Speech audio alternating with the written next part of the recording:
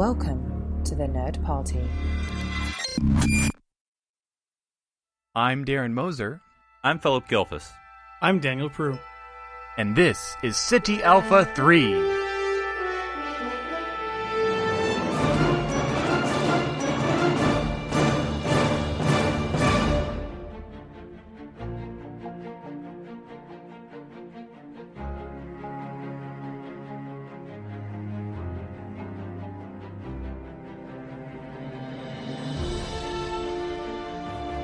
Welcome to City Alpha 3, the Nerd Party Star Trek podcast.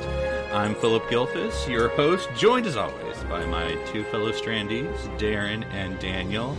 Gentlemen, how are you doing on this fine Star Trek day? I'm ready to punch it up, Philip, because you said this was the Star Trek podcast, right? That's Punch It, right? Is that what we're doing Yes, this week? we're going to be rewriting Discovery. Oh, okay. I have so many daunting ideas. task. Daunting task. There's going to be a blue angel, totally different from your Earth red angel. Is this your Star Wars thing again, Darren? There's other colors besides red and blue. I don't know what it is. They're the best colors. What about you, Daniel? Done any Trekkie things? You know, I've been playing through Star Trek Online. Okay, did you win? No, not Have you, yet. Oh, have you become the president of the United Federation of Planets? Because that's the goal, right? I did spend about an hour and a half the other night jumping around on Nimbus 3. Yeah. That's both fun and not fun. There's so many missions, but after a while you're like, yeah, okay. Yeah. Planet Forbidden. I didn't see any unicorns, but I don't know. Did you dance naked? Because that's really the best way you got to experience it. I don't think I'm the right age for that. Okay.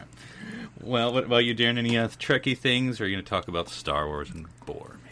What? Sheesh. Says the man who does the Timey Wimey podcast. Do you do a Star Wars podcast, Darren? If you have a podcast, you can talk about it. That's the rule.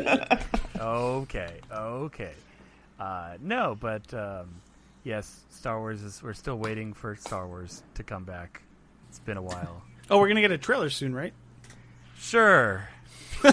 Maybe.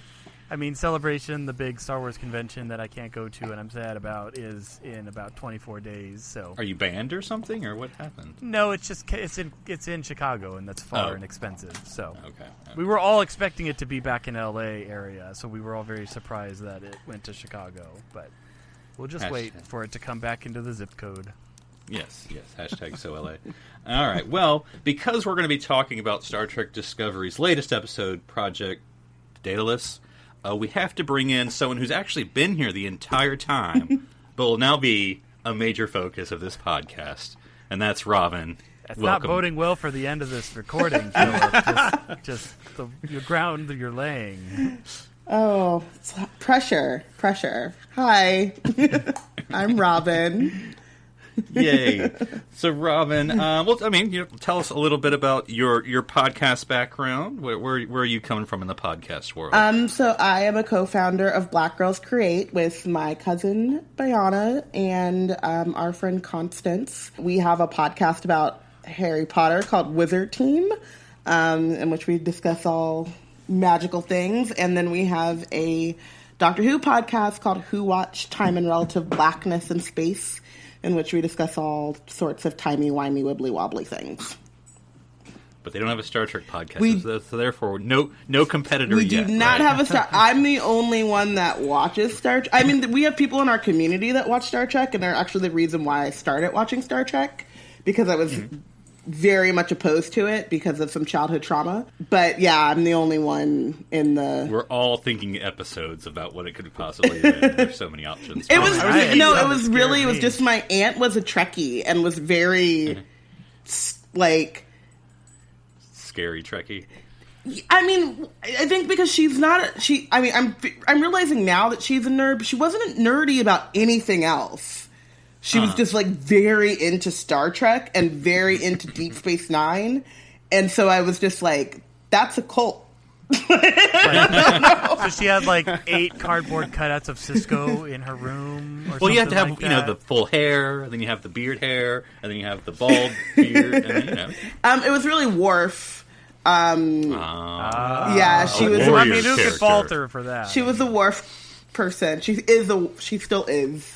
Was she giving Jadzia the side eye? She- Hands off my man. It was just very much like you can't watch the episode. You have to like have all of this background and all of this stuff. And I'm like, girl, it's not Harry Potter. I don't understand why you're so in. You know, I mean, it's not like there's some other huge 50-year. I didn't know. Franchise. I was You a have child. to. I didn't know. I didn't know. Now she's all like, "I'm in Doctor Who. Come on, that's what you need." It's like, are you drawing all this out of the 5-minute teaser at the beginning of the episode? Like, where are you getting this context? I mean, I was like, I think my aunt writes fan fiction. She has all these. See, Worf knew O'Brien for their time on the Enterprise and all these shenanigans they got into. Who's Data? I don't understand.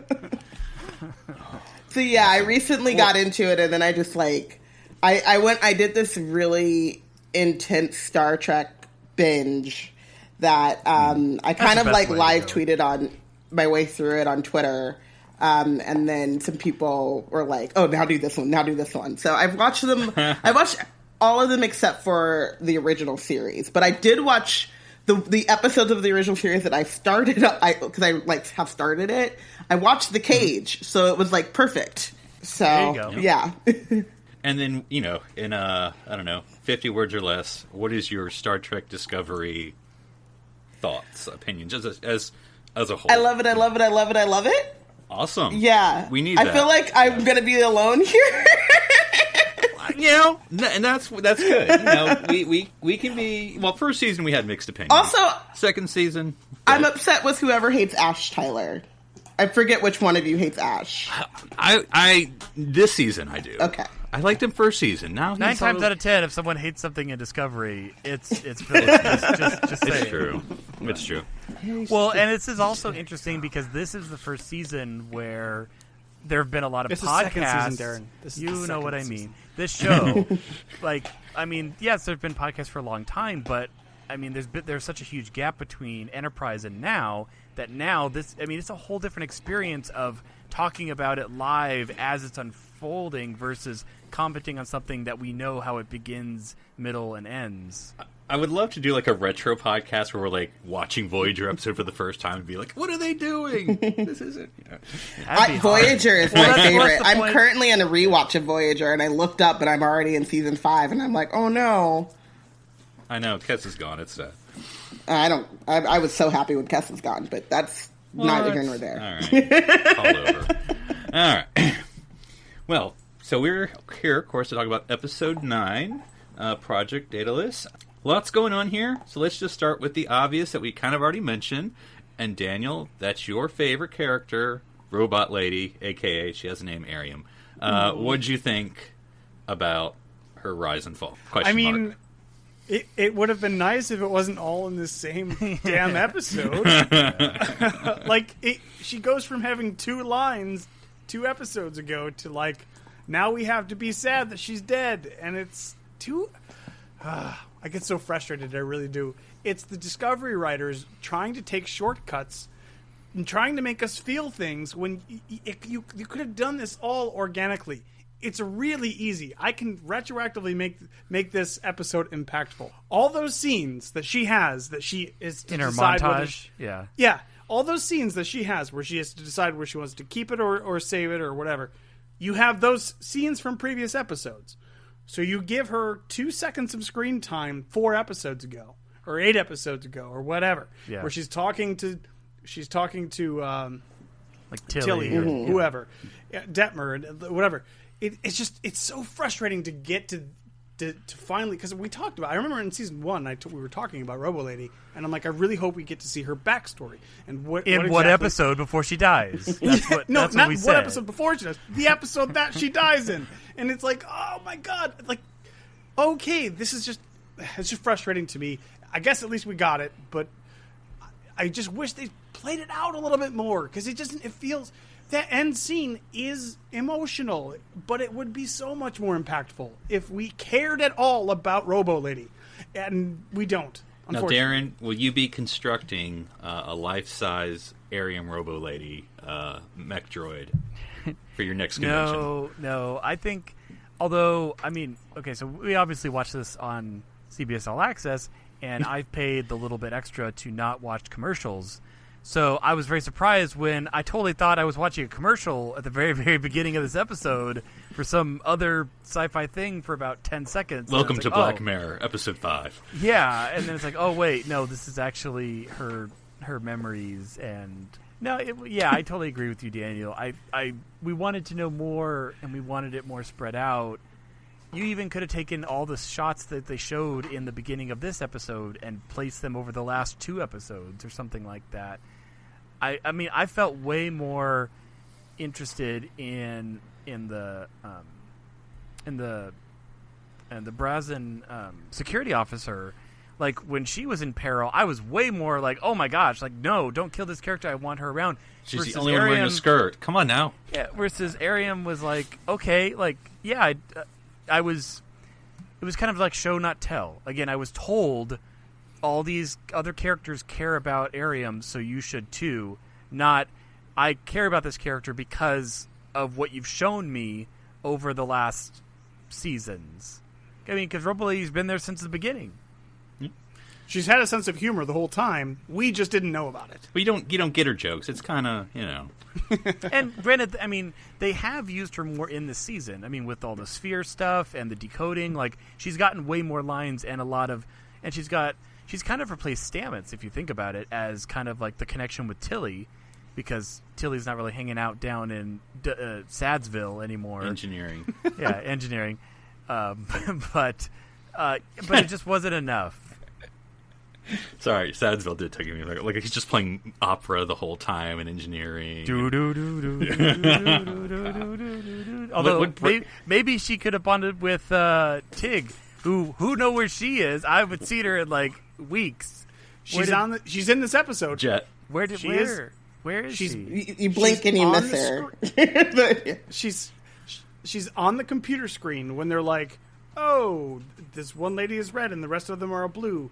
I can't remember what the context of the scene was, but there's a scene where they're showing all of the crew, and she's there. She's listed. Oh, like, I get what you're like saying. A manifest or something. Yeah. Well, So I don't. Robyn- Sorry, that just doesn't count enough for me. That's not an actual. Well, she's on the crew officially. She's At not least just they're wandering. recognizing that she's still around, I Yes. guess. So, Robyn, what'd you think of Discovery Girl Squad? Apparently, that we did not know was around. I mean, I agree. I loved it, but it was also like we had a lot of episodes. I mean, we had that was this season, right? I can't even remember, with Tilly and May. And that would have been a really good time to show, like, if Airiam adored Tilly, she would have been very upset when Tilly, like, disappeared into the mycelial network. So I do agree that, like, they could have seeded some of that stuff earlier, and it did feel very much like, in the beginning, we're going to introduce all this stuff for this character. And I was kind of shocked when she actually did die, because I was like, but we just met her and I just kind of really want to know her now. Like, it didn't have the emotional beats because they didn't earn it. But I do hope, because I think I read, or someone told me, they were going to be focusing more on the bigger crew this season. So I'm hoping that we do get to see more of Girl Squad, like what's left of the Girl Squad, because Team Girl Squad. I love them all. Yeah. Big fan. And this is, I'll get over this. But there's a little bit of like, aren't like there's serious ranking problems, like the lieutenant commanders hanging around with the ensign, but whatever, that's fine. That's fine. But yeah, I never like, understood the rankings in Star Trek. Like, even to this day, like, Harry Kim is an ensign the whole time, but he's on senior staff. Yeah, I don't know what to tell you. What you were saying about her emotional connection to May, or like if she had been connected to Tilly in that scene, that made me think of, in like Next Gen, think of like Data. Like, okay, we have Data. Who's Data? And we know he has a great friendship with Geordi, but Geordi also has a lot of great episodes with Barclay, but in a different way. And if they had done more of that with Tilly, whereas Tilly obviously has this relationship with Stamets, like kind of mentor-ish, kind of they're the spore geeks. But to then see also, she just spends all her time. I mean, she has Burnham, but I agree with you though. They could have been showing that more in that May episode. That was a great opportunity. Yeah, and I think that you get Captain Pike more being upset about Tilly, and he just got here. He doesn't really. All he knows about her is that she's kind of quirky and yelled at him when she, seeing ghosts. You have beautiful fingernails, yeah, Captain. Yes, they have that. I don't want to say flirty because that would be unprofessional. I don't know what they have. I think they have a relationship of something. He thinks that she's weird in a endearing way, which I, as a weird person, as an endearing weird person, I understand that a lot. I get that. Uncle niece. Yeah, there, yeah, more of an uncle niece situation. And she just changed to command program. He wants her to succeed, obviously. And he gives her leeway, when, all the May stuff, she's definitely acting inappropriately, but we all understand why. Yeah. Yeah. So, with the Airiam, and these are, I agree with everything is said, but as someone who tends to have negative things about Discovery, on the whole, I thought the Airiam story was fine. The only thing that I was left wanting, other than what we just said, was I still don't understand what an augmented human is. So in the shuttle crash that was alluded to that killed her fiancé, was she horribly disfigured? Philip, they were Oh, married. sorry, you're Yes. right, husband. But look at was she Detmer. Darth Vadered up after that, and that's how she became augmented? Detmer is an augmented human with the eye stuff. That's that like makes a metal more plate in your sense. head. That's not. No, I know, but that makes Well, more she- sense than full body prosthesis. Presumably, Detmer has a fake eye, a prosthetic eye, Right. because she they do have that great line, that great little exchange, that tiny little exchange where Tilly was saying something about Airiam being augmented, and Detmer was walking by, and she's It's like, like, what? Augmented girls for the win, or whatever, whatever Yeah. she said. And then she's like, "You're half augmented." I'm like, "Oh, that's augmentist, and you can't." Did you just muggle me? Yo, mudblood. Oh, heck no. Oh, no. No, we got that last No, no, episode, no. and we talked enough about it. Mudblood's a whole nother thing. Yeah, that's right. But I guess I was curious about, I don't know, again, not to be like it's the 23rd century, but I would just be curious, augmented humans would be interested to know how that works. Because the technology is limited. I always like introducing limits. So, she only has a memory And I capacity always of X. assumed that she was augmented, like another species augmented her. Even if she's still human, be like another race within the Federation did the procedure. The Binars? Or something like that. So I thought of, I don't know, Phil, I know that you watch Doctor Who. Balacafalata from the Voyage of the Damned. That's Right. kind of how I thought of it, like cyborgy. Oh, that's right. You just, I got it, yep.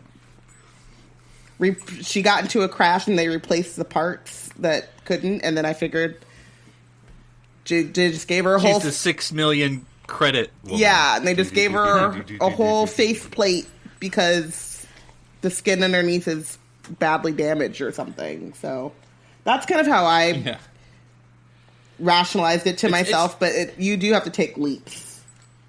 Yeah. I don't know. I know you shouldn't talk about people's appearance, but they cast the most modelly, thin, blondish, white, and contrast to Airiam. I'm like, anyway, that's quite a contrast. Anyway, but yeah, anything else about whether it's the the red eye effects? Did you guys follow? What did you think was happening when she was downloading or uploading, and where did you think the influence was taking her, or what do we even think where the influence was taking her? Because I actually think it was a little vague about, is it, and we'll talk Section 31 here in a second, but was it the control, or was it a third party, or was it, I think Red it's Angel's also cousin? confusing because there's the time travel aspect that's also thrown in, that the probe that initiated all this came from the future, but they kind of glossed over that in all their discussion of it this episode. Oh, the sphere. Well, I guess I don't know. I mean, they're talking about, obviously their goal is for It's like they were pulling strings to get her to that base with the sphere data. That was the plan for Control to gain sentience or something. Yeah, well, to end all sentient life. No, but I mean, they made it sound like the Control AI, which is the one that all the admirals feed data into to make decisions on a galactic scale, which is situated in Section 31 headquarters. Not a good idea. That it was trying to get Airiam to bring the sphere data so that it could take the leap to consciousness that it wanted. That's what I thought they were saying. What does Control need with an augmented human? Yeah, pretty much, yeah. Yeah, I mean, the way I understood what was happening was, well, at first I thought it was that someone in control, like, I knew when they blamed Ash and she was doing the red eye thing, it, like, pretty quickly, like, oh, it's not Ash, Tyler, it's her. It might be Robyn. We don't know. The jury's still out. It's probably Ash. It's definitely not Ash. Because we also got the, like, next week and they make out, and I'm here for it. But I thought that, like, Control had hacked into her, or not Control, sorry. Section 31. What's his name? The one that Georgia's trying to replace. Captain Leland. Yeah. Leonard Lockheed Leland. We got there eventually. Sounds a lot like the triple Florida. Yeah, a lot like Lurk. But I thought that maybe he had somehow, you know, like that Section 31 was definitely controlling her. But then it turns out that it's Control, and Control's killed people. But how does Control kill people? He turned off the life support? Well, turned off life support and gravity, yeah. Yeah. But then what was then the bodies hit the floor, Daniel, am I right? Ooh. Wait, then sorry. who at this point faked the recordings? And oh my god, can we talk about the fake recordings? Oh my god. But they can't fake everything. They can't affect the emotional heat map of Wait a minute. hologram. Wait a second. Wait just a second. Oh my god. You've been sitting on this technology this whole time. This is so irritating to me. Like, these are the cheap, lazy shortcuts that Discovery makes constantly. It's like, In Discovery's defense, Star Trek constantly makes cheap magic, science, and Star they're Trek's basically bad. doing it with, it's like technobabble, but without the babble. It reminds me of like the TOS episode, was it Court Martial, where they're like, I can make everyone's heartbeat disappear, so we can only hear if there's anyone left on the ship. Yeah. Doo-doo. There's one person. I mean, like I said, I'm in the middle of a Voyager rewatch, and Voyager is my favorite. And they're still like, I have Borg nanobots doing this, and all of a sudden we have this. I made a full shuttle in a week. I replicated all the parts. Okay. Nanoprobes of everything. Cool. Look, blueprints are all you need, right, to make the Delta Flyer, and then you just follow the instructions. Yep. And you replicate... It's like an IKEA box. You replicate all of the parts for all of this very special While metal. on rations. While on rations, right. With only 3 torpedoes left. Also, yeah, Is there this- with Voyager, sorry. Where are the torpedoes coming from?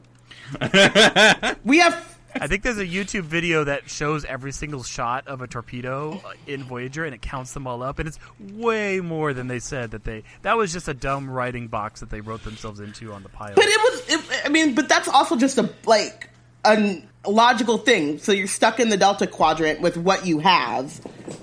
It made sense. It was a good idea, Yeah. but they didn't follow through. Or Just when like, they're should've mining damaged- other planets, we got enough whatever to have X amount more torpedoes. We've restocked our It's I the would same. argue- I Milana, would get a ar- crafting bench over here. We got to make a torpedo. Wait, I but you would have to get argue like that- 5 bricks and 3 sheep, though. It's really. I mean, complicated. B'Elanna did make a full force field out of hot glue and a cord on the Delta Flyer the first time out to fix the microfractures. I would argue. Oh yeah, that it was like the phaser and the manifold. That was a cool fight. I like that. in terms of all of Star Trek, Voyager and Discovery probably, in my opinion, are closest in their lazy writing cheats. No. This was what I think, but no. But there's the scene, and I brought it up because there's the scene where where they're facing down Section Is it 31. Buzzsaw Mines, Daniel? Is it the Buzzsaw Mines? It is that scene, technically. Don't get me started on the Buzzsaw Mines. But it's the one line Saru has, and all of a sudden he's like, "Oh, wait a minute! Not only do we now have proof that Spock didn't do this, even though we've had this video file the entire time, we now have proof that this admiral was fake. Right in the middle of this crisis, I was able to determine that all of these videos were fake."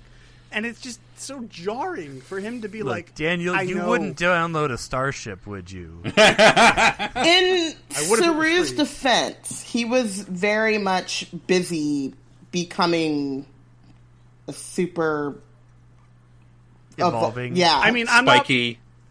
I'm not blaming Saru. I'm blaming the fact that they've had this video evidence for 6 months now, or however long we've been on this season. Wait, are you It saying, sure Daniel, feels like it's like 6 months. But someone had a code that they filtered through every single possibility and algorithm, and it turned out if you just read it backwards? Is that what you're saying? They forgot to run it through the mirror filter, even though that's on Snapchat. It's not in the Discovery's computer algorithms. Just so you know, but that's okay. Cool. Well, let's I'm sure we can talk more about Airiam, and we can. Buzzsaws in space. Let's talk about, of course, my favorite organization, and that's Section 31 and the holograms, which was actually my favorite show in the 80s. Good cartoon. They are fantastic. 31 well, is their name. 31 is the same. You know, Section 31's doing its thing. Control. Now, Darren, you're judging from some Slack chat from you, if that's a term. Sure. You have the theory, which probably many people have, about what control is, right? Well, yeah, I mean, just based off of what they've said in the show, but it sounds like... if you're going to use that. Well, sorry. That's all I have to go on. No, it sounds like it's an AI that's in the base that the admirals feed data into, probably maybe starting during the war, maybe earlier than that, and it helps make the big picture decisions. Again, more like big picture suggestions, as it's the way it's supposed to work, you know. And it, on principle, it makes a lot of sense. All the admirals feed in their data and their recommendations. Control says, okay, because think about it, if you're policing and maintaining a federation of hundreds of worlds over vast distances, and you have to allocate resources and time and all of that, it makes sense to leverage, deep learning, computers to do that. But then it was sounding like Control, which apparently is the AI, I'm assuming, is wanting to not listen to its masters anymore and take its next step, kills everybody, and then tries to get the sphere data to further maybe it watched like the V'ger tapes, or maybe that hasn't happened yet. But maybe it's V'ger, guys. Maybe it's all V'ger. We all thought it was the Borg. I don't know. Well, I mean, theoretically, V'ger's around. It's not like he just appeared. He's on his way. It's gender neutral, I'm sure. I feel like Control. It's been vague, I suppose. I keep thinking Get Smart. That's all I got to think of. It's hard to not think of Get Smart. Of course, having watched Captain Marvel, apparently Control is like the Kree supercomputer that rules Section 31. But yeah, I don't know. I don't know. Every story's already been told. So if I say it's a trope, of course, every story's a trope. Every story. But it's sort of like the computer that turned against us. Well, yeah, that's what happens in these stories. So I don't know, Daniel. What are your thoughts about Section 31 and what we're seeing today? And Section 31's like they're in a world of hurt right now. Like their base has basically just been decimated. Their infrastructure just collapsed in this episode. Is what it feels like. Well, I know, Robyn, one of the storylines, or at least one of the kind of underlying storylines, was like, Pike and the Enterprise were out of the war in Season 1, and the Admiral Cornwall sort of reveals that there's a reason that she kept them because out. He's so good. That's right. It's the hair. He's got good hair. He's an attractive man. It's not untrue. Yeah. Mm-hmm. Yeah. I broken record about Section 31, but like, they have minds, and like we're not supposed to have minds, and then the Admiral's like, yeah. I'm like, well, no, it's not. Every explanation can't be because of the war. I mean, you can't use that for everything, Well, I know it's illegal, but because war. Wait, then why did we have self-replicating why do we have minds any rules in DS9?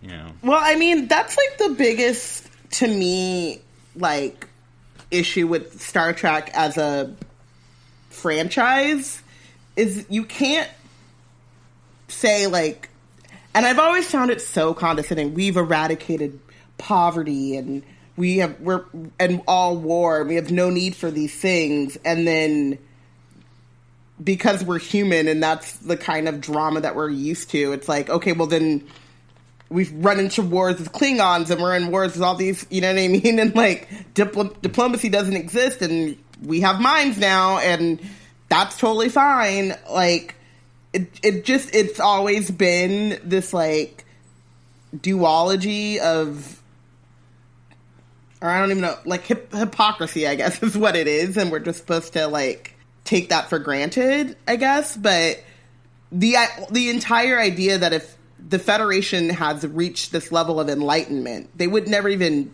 have Section 31. And that's a duology I have issues with, and that's me. I know people don't. But that, like you were saying, Rob, every Star Trek, more or less, represents its ship, or space station, as, quote-unquote, the good guys. I know it's more complex than that, but, you know, we're simplifying it.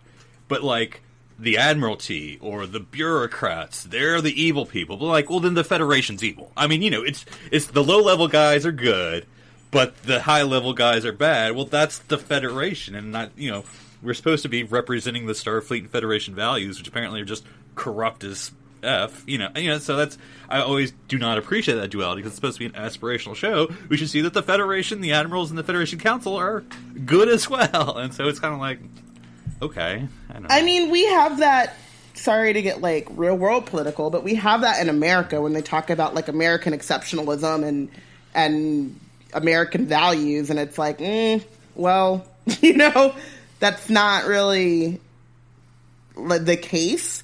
But I think that what Star Trek doesn't do is like reckon with the fact that they have that. Like, we have these Star Trek, I mean, they kind of did it in Voyager a little bit when they would talk about, I mean, how just easily they push aside the Prime Directive when it suits their needs because they're out in the Delta Quadrant.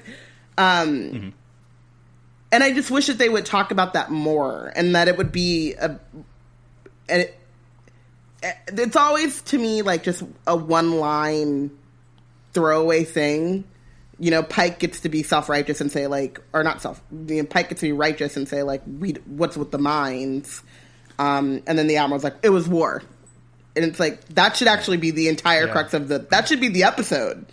It shouldn't just be like, oh, well, okay, it was war, you know? It's, you know, I think you're exactly on the right path. I see it a little differently.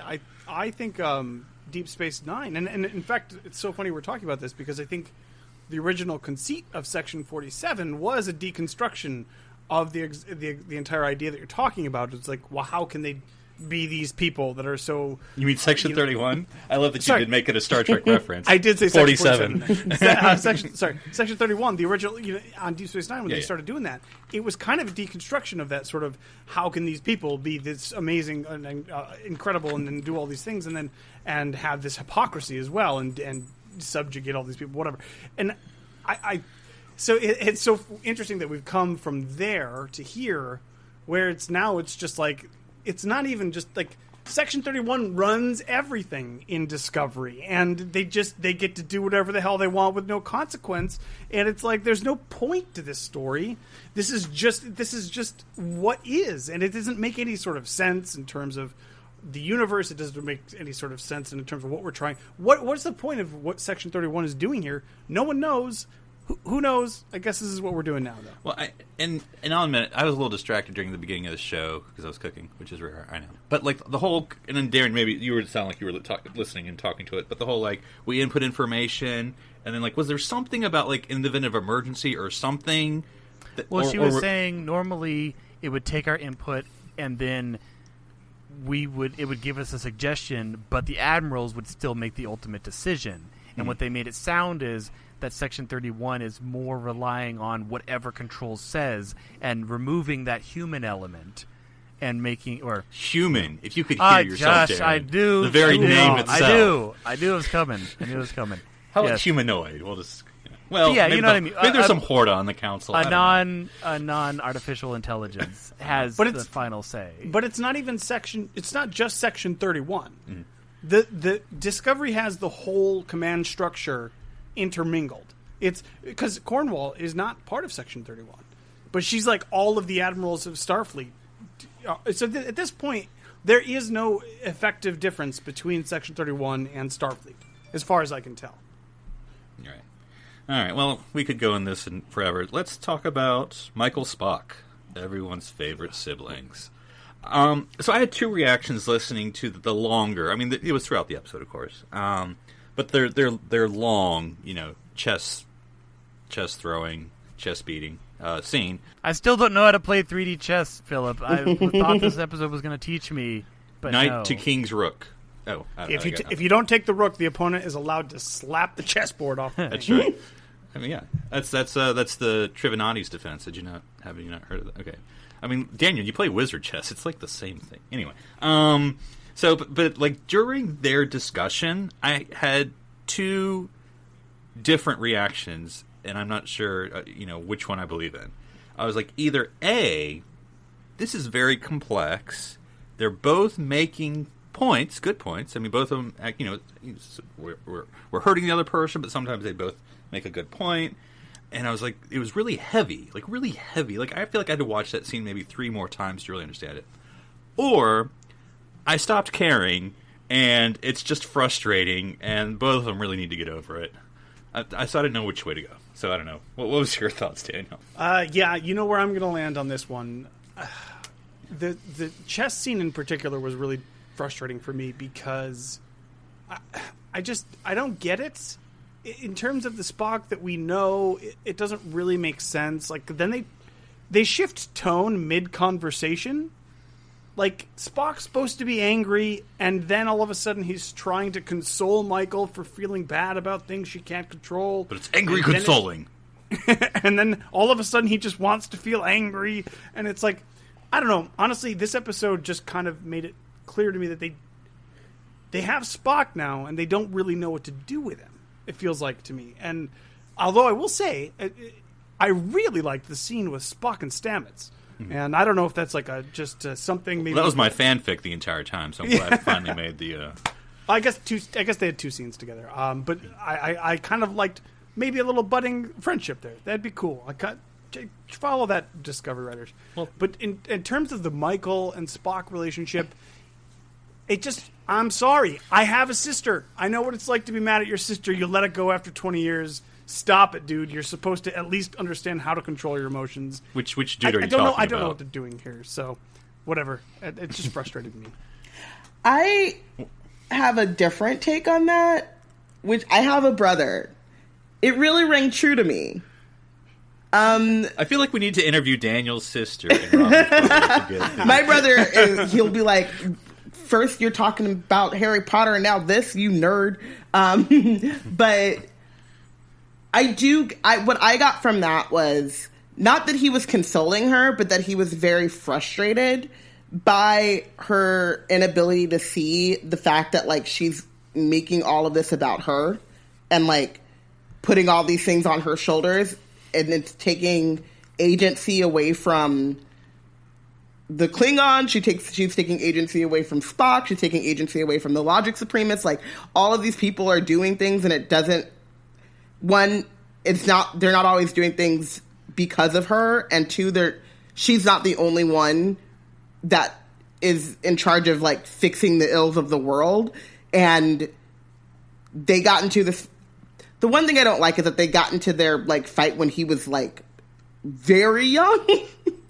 So, like, he is holding on to something that happened when it looks like he was, like, 8, maybe? But that... When you don't get that pony for Christmas, right? Robyn, I mean, I thought that probably would have... If that would have happened in their late teens, then that would have made much more sense. But I think he's frustrated because they reconnect, and she's still making it, like, putting it all on her shoulders. And he's saying, like, I didn't run away because of you. The Red Angel has nothing to do with you. Like... you know, like, this has nothing to do with you, Michael. Go away. And it was a frustration that boiled into a shouting match and then a, chess throwing. Yeah. Throwing of the 3D chess. I I'll have to watch how I phrase this because I don't, spill the tea. But like Spock, okay, I like Michael. I do, that means I'm not going to say I don't like her, right? But like Spock was saying all the problems I have with Michael. Like, you're so dramatic, and that's why I think there's so much potential with Michael. And maybe because, that's my complaint about Discovery. It's very melodramatic, which is fine. It's just not my cup of tea. But, like, Spock's like, it's not about you, like you said. And I'm like, yes, that's been the problem with your voiceovers. I think there's so much great things about Michael Burnham, the background, the family relationships, but it's just always, like, ominous music and, lip trembling. And, I'm like, it's not all about you, Michael, even though you're the main character. I got it, but... I don't know. Spock I was trying not to high-five the TV because I was like, oh, this is supposed to be an emotional moment. But, I don't know. I don't mean to dog the character, but I was kind of like, yes. Because he was like, even made so many points that I do think Michael would be a better character for realizing it at times. She's a self-sabotager in some ways because this whole, like, Season 1, you're responsible for the Klingon War, and everyone thinks you're responsible for the Klingon War. I watched the first 5 episodes, you're not responsible for the Klingon War. Never thought you were responsible for the Klingon War. And so it's just interesting to kind of get Spock making all the points that I've been yelling at the TV about. Darren, what's your sibling read on this? Yeah, I think... And what would your sister say? I think I agree a lot with what you're saying about how, things Spock said about Michael... And she's the main character, which is cool because you have like this, these plot lines that evolve and move around her, and that's kind of different for Star Trek. But I don't know. I think you still need to find a balance of, what other characters are we getting, and everyone sounds like they really like Airiam, but we're not getting a lot of her before her death. But sibling wise, I don't know, like as we've been talking about Airiam, I totally forgot that Spock and, Burnham had that moment early on in the episode because it feels so overshadowed later by, like, it really has nothing to do with this plot. Like, all the Section 31 stuff and Airiam stuff feels like it has nothing to do with Spock and Michael, yet we're still talking about it. You're still talking about it. It's branding. Yeah, and also Spock. Let's jump in him too. It's his equal opportunity. That his I don't get why he was blocking any attempts to get to the truth about him. I mean, I get he's having this, and we can maybe talk Spock Stamets here, but this whole like, I want to know why it chose me, but I don't want any of your help about why it chose me. Like, okay, well then, this is going to be a frustrating scene then. I don't know. What would you like about Spock Stamets, Daniel? Other than filing them under the cool. S characters. Although, why did this thing that's floating in the middle, that he's carrying in the middle of the room, when he fixes it, all the lights turn on? It's not connected to anything. I don't. But that's wireless. It's wireless energy, Darren. Yeah. Don't worry about it. I just thought they had a good chemistry, a good little rapport. And Spock is keeping eyes on the crew. Yeah. Oh man. Again, I just have to say that's just like show the scene where Spock sees him coming out of the show, and we could have got Culber this episode if they did that. They could have shown Culber and walking and Stamets walking out of their quarters together, and they're heated. Could have had the sad Charlie Brown music, and the sad Charlie Brown music, and then Spock's there, and then that's world building, and that's context, and that's emotional, and that's important. And then when we get this scene, it feels weird. It almost feels weird that we get Stamets being like, hey, I have this kind of this advice that makes sense for me as a character to tell you. And then all of a sudden, we get this awkward, I also happen to notice you walking out of your shared quarters that apparently I'm aware of, even though I've only been on the ship for half an episode. And it's just like, you know what I mean? Like, that's the thing that with that they do where they just take shortcuts. No, just show it. Show the one scene for 3 seconds. You're good to go, and then we get to see it. But I do like. I liked the little banter that they had going back and forth from the first scene to the second, and maybe they could be buds. I'd like a Stamets Spock bud friendship. That'd be cool. I'm good with that. This is fine. Okay. What's your Stamets Spock fan fiction, Robyn? I don't really have any. I mean, I liked the scene. I like I like the idea of, and again, I haven't watched all of original series, and so like most of what I know about Spock is that he was Leonard Nimoy, and Zachary Quinto is really cute. But he's not now. He's not now. But I like the idea of like Spock being on the ship for half an hour and clocking everyone's like what's wrong with everyone. Like, if he had said boo, I would have been. You know, Michael, you're self-absorbed. Stamets, you're self-absorbed. All of these humans are self-absorbed, and it's not about you. I thought that was great, but I didn't really. I really like Stamets. I really like Anthony Rapp as Stamets. At this moment, I went to Broadway Con last year, and he sang at me, and I was like, one, the dude from Rent sang at me, but two, Stamets sang at me, and I'm having feelings because I was on staff, so I was on the stage, and it was just like, it was a moment. But I don't know. I mean, it was like a moment. It was cute. I'm not going to write fic about it. Ash Tyler is right there, so I mean, that's where my fic is going. So you're saying Spock Tyler or Stamets Tyler? We need to know which shipping you're on board with. Oh, I'm Stamets Colbert all the way. That's my OTP. Spock. Right. It could go. I mean, I was really nervous that we were going to get some Game of Thrones, like Michael and Spock have a romantic thing. So I'm just really glad that did not happen. It was definitely implied. I'm glad. Okay, so it wasn't just me. Because they also I think they were also really tricky when they showed the kiss, in like the previously or whatever. And I was like, was that Ash or was that Spock? 'Cause if they're making out, I'm out. I don't want any part of it. Yeah. So yeah, I think. So that's why he never talks. Yeah, about it. I think I'm more of a. Legal I think reasons. my fic is going to be more of a Spock Pike thing, and they didn't have any real scenes together, but that's what Kirk Spock. That's what's been building up. Spock, it all makes sense. Yeah.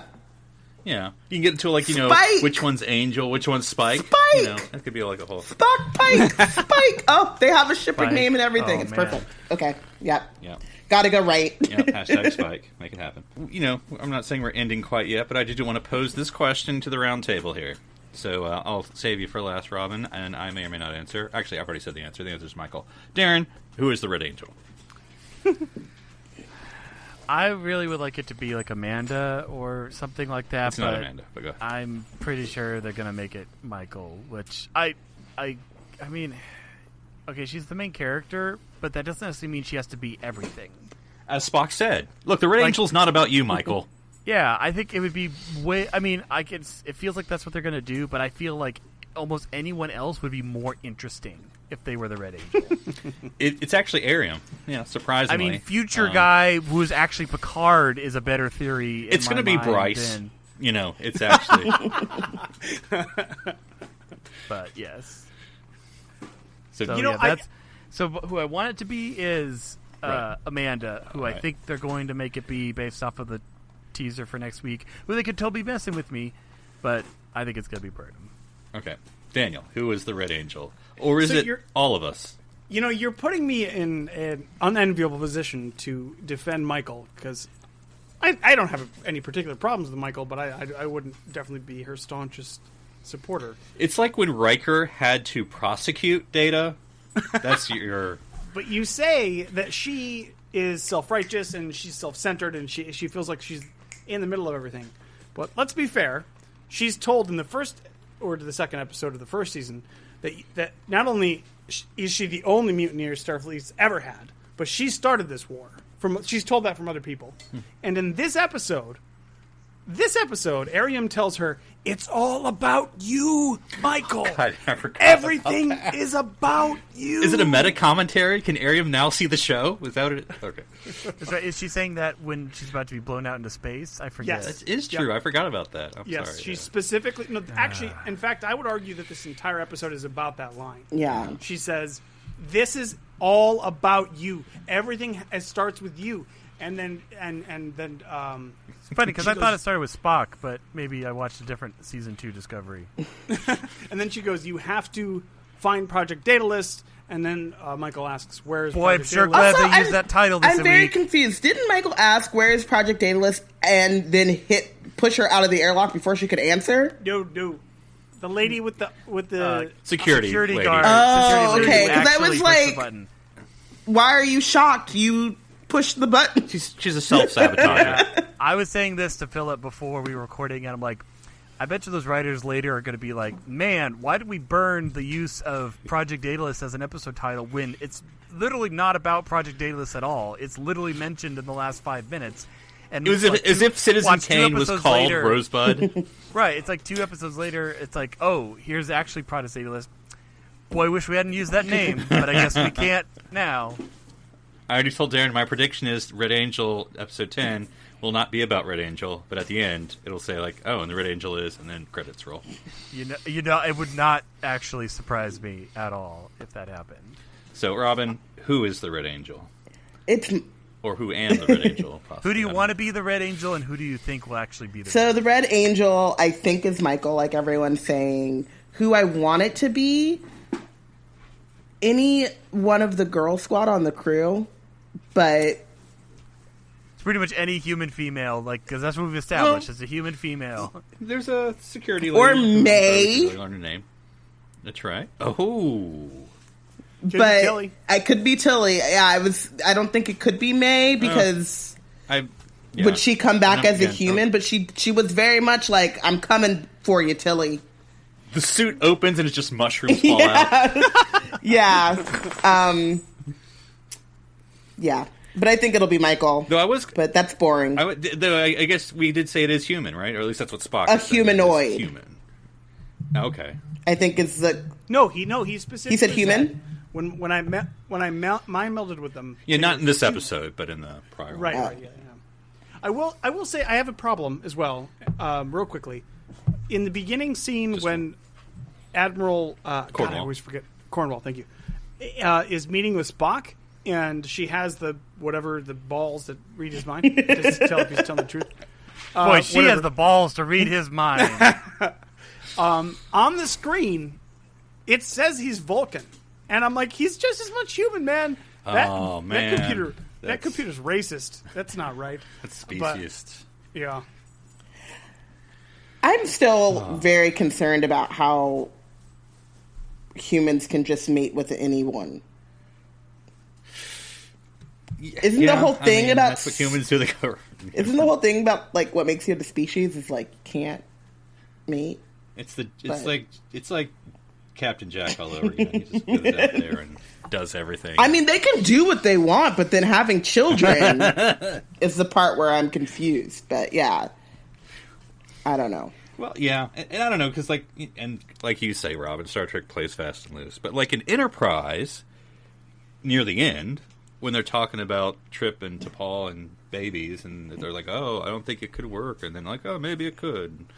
And now we're just like, yeah, sure. Yeah. Everything. Well, I mean, in Enterprise, they established this. And Spock has the line here, which is actually kind of an interesting canonical line, when he's talking to Stamets, and Stamets says, what makes you unique? And he says, well, I'm half human, but while it's rare, it's not... It's not... I'm not the only one, right, yeah. So that's interesting. We learn that there's others. Yeah. That's true. Yeah, I like that when he's like... You know why because he wants to know why he was chosen just as much as Burnham wants to know why it's all about her. A lot of questions. That Sarek family is just messed up. That's. I am nominating Sarek for Father of the Year. I don't know what you're talking about. I think he did a bang up job. They're all very well adjusted. Oh God, he's like the Joe Kennedy of anyway. I was waiting for the line where like Spock was like, "You cannot know Sarek's mind," and she would have been like, "We mind melded like 20 times." Isn't it his contra? Not contra. Yeah, he contra Skyped me all the time when I'm feeling down. So true. Because from Next Generation, old Spock says they've never mind melded, he and his father, right? That's because that's what he's telling Picard, and then Picard's like, "Oh, you can touch his mouth." So yeah, I was, can't believe she's been keeping that one in the pocket.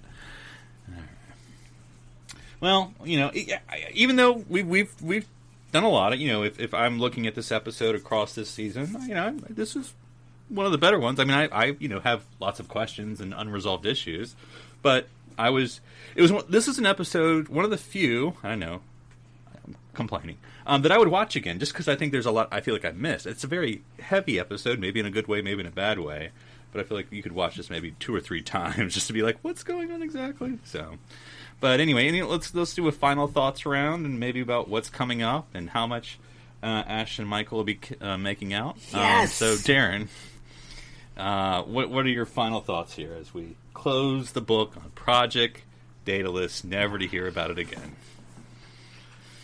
Yeah, no, I mean, it was a cool episode. I mean, I think we're all nitpicking on Airiam, but we're all doing that because we wanted more of her. We all enjoyed her character. It was something interesting, something different.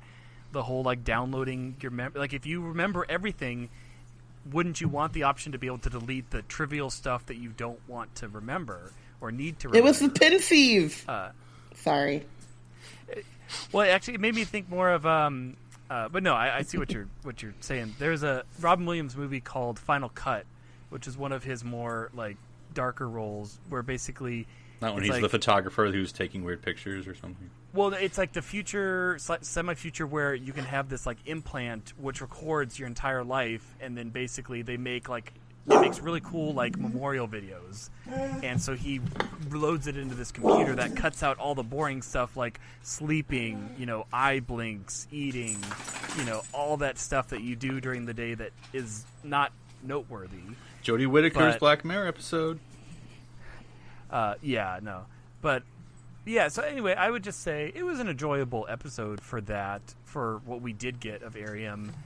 I guess I'm kind of just ready to find out who the Red Angel is and move on. Fortunately, I think that's the episode title for next week. So, or is it? We'll see. Or is it? So, Daniel, final thoughts on Project Daedalus, which the father of Icarus. So, I think that speaks for itself. Actually, I complained a bit here, surprisingly for me, but the episode was, I thought, actually pretty well done overall. Some issues with the writing and stuff, but I thought it was well paced. I was definitely into it the whole time. I was really, at the end, it was even emotional. I'd say that Airiam had to die, and it was it just would have. I just was upset that it could have meant so much more if it was played better. If we had cared about this character at all, up to this point. But I think this is one of the better episodes here of season 2 that we've seen so far. So I would say that it's because it was light on the serialized stuff and heavy on the action, and some good stuff there. So I thought it was pretty decent. Sure, and I'll give you a last word, Robin. One thing I thought about this episode, and again, you're here beating up on Michael more, but and I get the Spock side of stuff, because siblings are always weird, I get it. But, at the end, when she couldn't make the decision, for lack of a better word, obviously it's very emotional, you're killing your friend, right? It's her lifelong friend, of course, we've seen that throughout the whole 2 seasons. But anyway, she's I'm making that up. I know.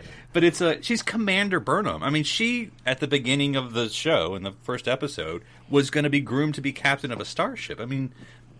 These are the big decisions. And yeah, I don't think she's on that track anymore, because I would not trust her as the captain of a starship after all the decisions she's been making. Because in some ways, I don't know. I know there's a lot to it, but the Burnham that I met in the first episode and even the second episode, I don't really have problems with the quote unquote mutiny, but blah blah blah. But the whole very logical. But then that was, I feel like she's regressed in some ways, and that's me. People can disagree, but I feel like she should be a little more, I don't know, controlled. Maybe that's the wrong word. But anyway, I don't know. I feel like she should be not as struck in with these decisions, because I feel like the whole even if she couldn't get it herself, which I think she should have been able to, she was given a direct order by Pike, you do it, and then she's I get that she's trying to last minute, and that's a very Star Trek way, because usually you find the solution at the last 2 seconds. But I don't know, that was my only I feel that hurts the Michael character. She's compassionate, I get it, but anyway, That's my thing. But overall, love the episode. So, Robyn, last words about Project Daedalus. I loved it. I love Star Trek Discovery. I understand what you guys are saying, and I do agree. I think having Michael as the main character is kind of hurting the series. I love Michael, but the beauty of Star Trek, of all of the Star Treks, really, is that it's ensemble, and so I wish that they would get a little bit more ensemble. But I was also just like, I was getting really tired of the hunt for Spock, so I'm very happy that they finally got to like have the confrontation. I felt like it was really drawn out in the earlier episodes, so yeah, I think it was an emotional episode. I think it was good. I got, more of the Space Girls, like the Spice Girls, the Space Girls. I just made that up. Now you have to name each Space Girl. Okay. What are they? Scary Space is Airiam. Oh, God. Baby Space is Yes. Tilly. Posh Space is Burnham. What are the other ones? We got Sporty. Sporty. Oh, I know these. Sporty Space is... I saw the movie in the theaters, all right? I know them. Ginger Space has got to Ginger be... Space is the pilot whose name I can't remember. It's Detmer. Detmer. Yeah. And Yeah. then Sporty Space is... yes. Yeah. Her. Yes. There you go. Boom. Space Done. Girls. Yeah. I want to see more of them. I want them to have their own spin-off. I want them to travel with Picard. Space Girl Space Squad. Girl Squad. Yeah. I've been very much enjoying Discovery. I'm very upset that it's on All Access. I remain upset that it's on All Access. I'll take it you're an American then, and don't get it free on Netflix. No, but I get it free from other ways. Mwahaha. I have a friend. Yeah. Who has Yes. all access. Yeah. There you go. Exactly. You're intercepting some communication. No, I just have a friend who has all access and really enjoyed when I was live tweeting Star Trek on Twitter and let me use his login. So Well, you can always add us for any Star Trek stuff, Rob. yeah.